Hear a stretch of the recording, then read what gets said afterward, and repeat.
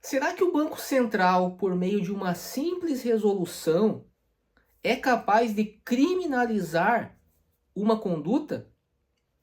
Este é o assunto de mais uma das nossas aulas aqui do nosso curso sobre direito aplicado ao mercado de criptoativos, com ênfase nas stablecoins. Nesta aula estudaremos conceitos como de norma penal em branco heterogênea, falaremos sobre o fenômeno da administrativização do direito penal, dentre outros assuntos. Claro, falaremos sobre o mercado de câmbio e também sobre as stablecoins. Esta primeira aula é apenas uma introdução, uma vez que são muitos assuntos que aprofundaremos durante o curso. Bem, antes de começar essa primeira aula, eu quero falar um pouco sobre a minha experiência no assunto. Em 2009, eu fui um dos fundadores do primeiro Instituto Brasileiro de Direito Penal Econômico, que é a disciplina do Brasil, que é a disciplina que estuda, por exemplo, crimes financeiros, agora praticados inclusive com os chamados ativos virtuais. Também participei da organização do primeiro seminário brasileiro de direito penal econômico, ao lado de grandes professores que para mim são uma referência, como por exemplo o professor Luiz Greco, que foi discípulo do Klaus Roxin, já citaremos o Klaus Roxin nessa aula, mas também o professor Rodrigo Sanches Rios, pioneiro em trazer o estudo desse tema para o Brasil, dentre outros professores que participaram da fundação deste instituto. E eu vou disponibilizar para vocês aqui o boletim do primeiro instituto, primeiro boletim do Instituto Brasileiro de Direito Penal Econômico, onde eu escrevi um artigo ao lado do professor Luiz Greco, do professor René Ariel Dotti, professor Paulo César Busato, Robson Antônio Galvão, que foi o idealizador efetivo do Instituto Brasileiro de Direito Penal Econômico, Flávio Antônio da Cruz, juiz federal, que tive a honra de tê-lo como meu orientador na pós-graduação que fiz no Instituto de Política Criminal do professor Juarez Cirino dos Santos, certamente uma referência para todos nós que estudamos direito penal. Então, apenas para contextualizar que a minha familiaridade, então, vem lá desde 2009 sobre este assunto que é certamente muito espinhoso. Então, não se preocupe. Por que eu estou dizendo isso? Porque talvez você já seja advogado e você nunca tenha ouvido falar, por exemplo, sobre norma penal em branco heterogênea. Não se preocupe, porque isso realmente é algo muito específico. E agora, no nosso curso, você terá a oportunidade, então, de dominar esses conhecimentos que eu vou trazer para vocês aqui de uma forma bem objetiva. Então, fechados, esse parênteses, vamos primeiro entender o que é uma norma penal em branco heterogênea. Eu vou citar aqui Klaus Roxin, certamente o maior teórico do direito penal da atualidade. Vamos ver aqui o que ele diz. Lembrando que isso você terá no seu material, então não precisa se preocupar aqui em escrever. Bem, então de acordo com Klaus Roxin, abre aspas, as normas penais em branco heterogêneas são aquelas cujos elementos definidores do tipo penal não provêm diretamente do direito penal, mas de outras áreas do direito, como regulamentos administrativos, preste atenção nisso, ou normas técnicas, certo? Vamos ver isso na prática, que vai ficar mais fácil. Vamos lá na Lei 7492 de 86, que trata dos crimes financeiros, popularmente chamados aí os crimes de colarinho branco. Vamos ver o que diz o artigo 22 desta lei. Efetuar operação de câmbio não autorizada com o fim de promover evasão de divisas do país. Esse é o caput. Vamos focar no caput por hora. Bem, aqui nós temos algo objetivo, que é a ideia de se efetuar operação de câmbio não autorizada, ou seja, é algo que é objetivamente comprovável se o sujeito está ou não realizando uma operação de câmbio que é autorizada. Já vamos ver como saber isso. Mas temos aqui algo que nós penalistas chamamos de elemento subjetivo do tipo de injusto, que é o com o fim, certo? De promover evasão de divisas do país. Já vamos analisar, mas vamos por partes. Bem, o que eu quero chamar a atenção aqui inicialmente? Efetuar operação de câmbio não autorizada. Então o sujeito ele pega ali a lei e fala, efetuar operação de câmbio não autorizada. Reclusão de 2 a 6 anos. O que o leigo, e até muitos advogados, né, que não são familiarizados com essa área. O que o sujeito pensa? Pô, mas como que eu vou saber quando uma operação de câmbio é autorizada e quando ela não é autorizada? Quem que me diz isso? Bem, a lei diz isso.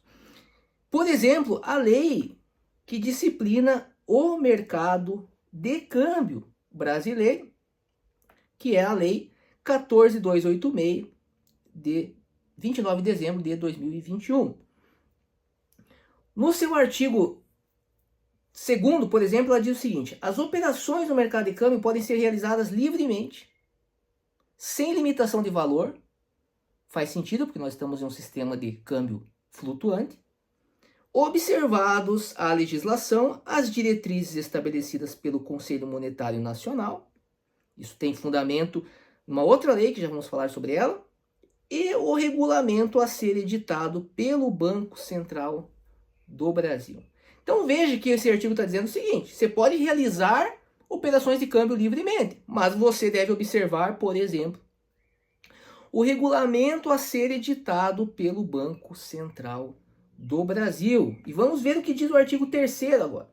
As operações no mercado de câmbio podem ser realizadas somente por meio de instituições autorizadas a operar nesse mercado. Autorizadas por quem? Pelo Banco Central do Brasil. Autorizadas como?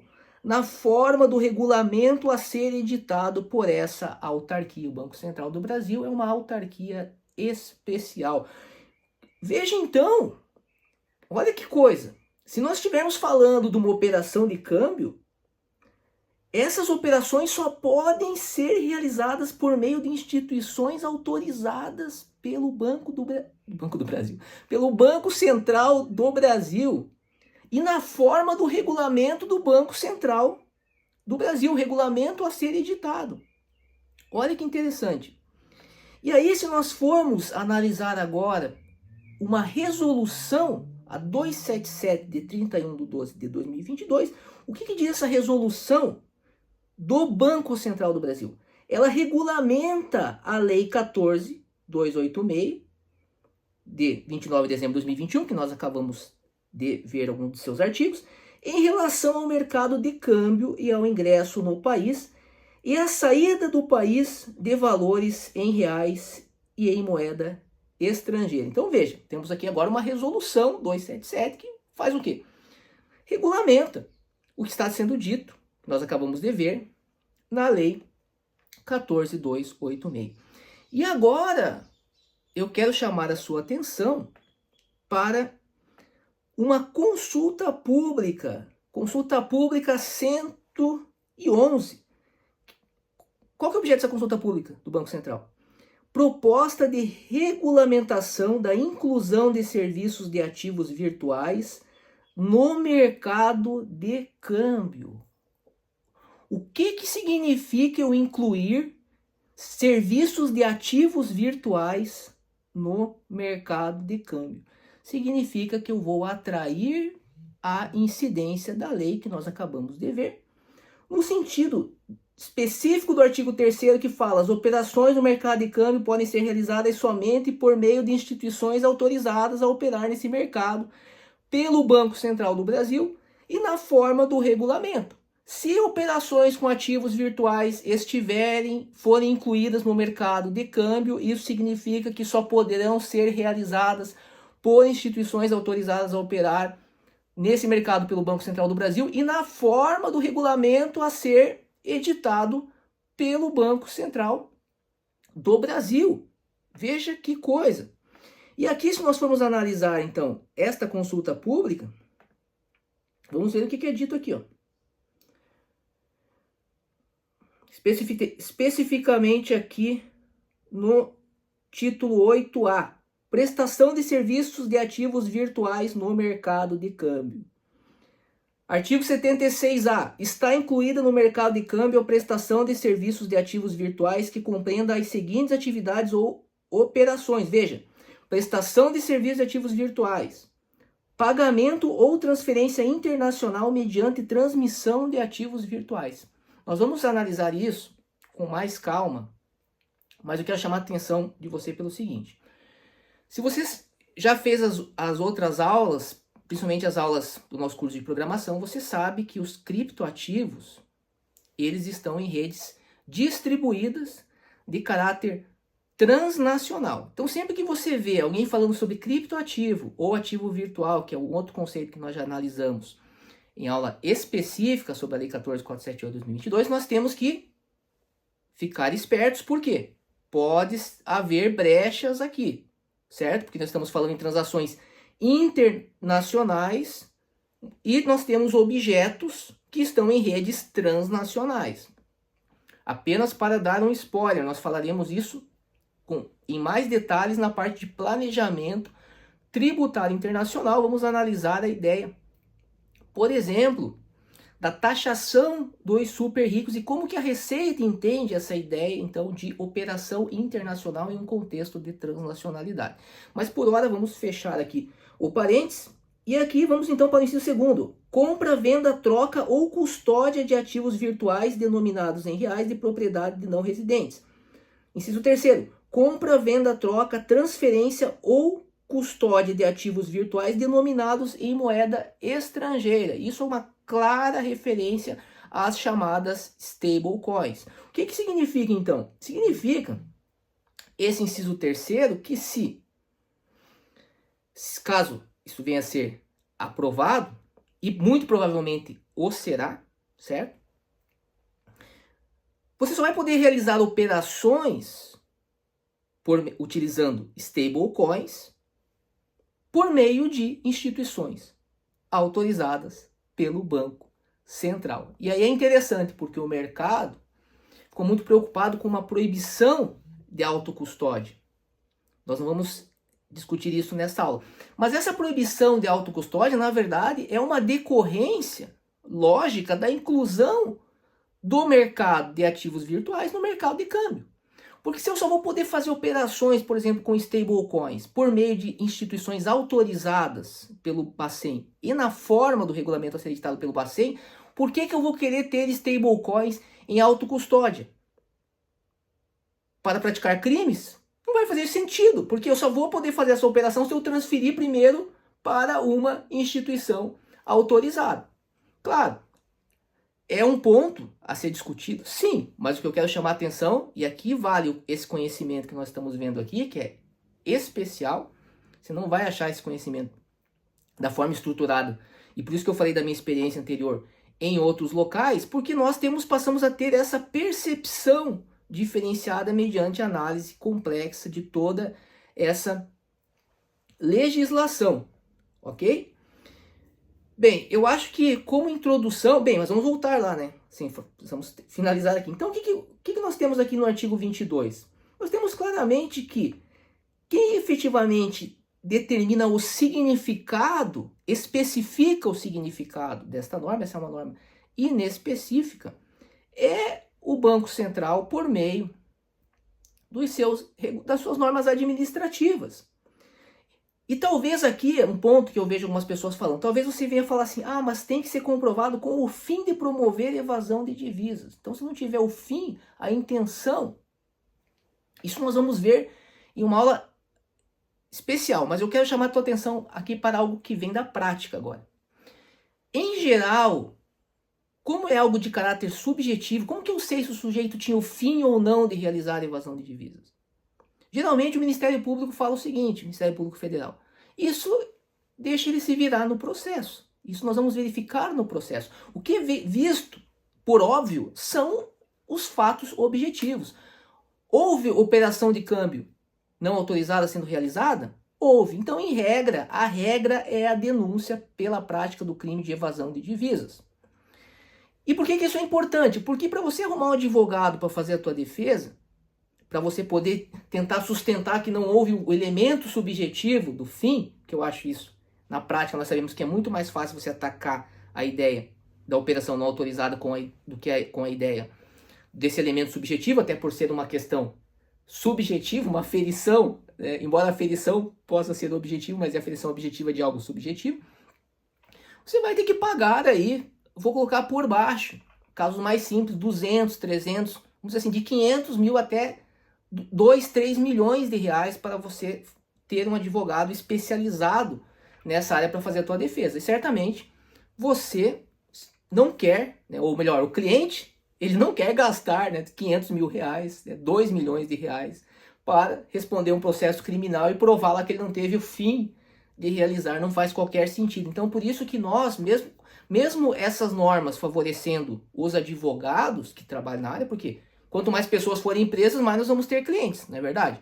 Mas nós temos uma responsabilidade social de estar levando isso à população, e eu fiz isso, inclusive com a minha sócia, são 3 artigos, né? Um publiquei no Conjur e publiquei 2 artigos com ela que estão aí no Live Coins, também no Cointelegraph, falando sobre isso. Então isso é uma responsabilidade social que nós temos, estar conscientizando, porque para nós, quanto mais pessoas, prestadores de serviços de ativos virtuais estiverem sendo processados criminalmente, nós temos mais serviços e temos mais dinheiro.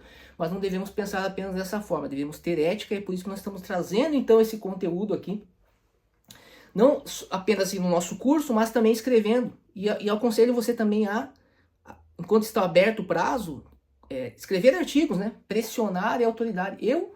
Embora não é o objetivo dessa aula, mas eu deixo a minha opinião. Eu acho prematura a inclusão de operações envolvendo ativos virtuais no mercado de câmbio, porque o mercado de ativos virtuais ainda está em fase de desenvolvimento. E o mercado de câmbio é um mercado já tradicionalíssimo, obviamente.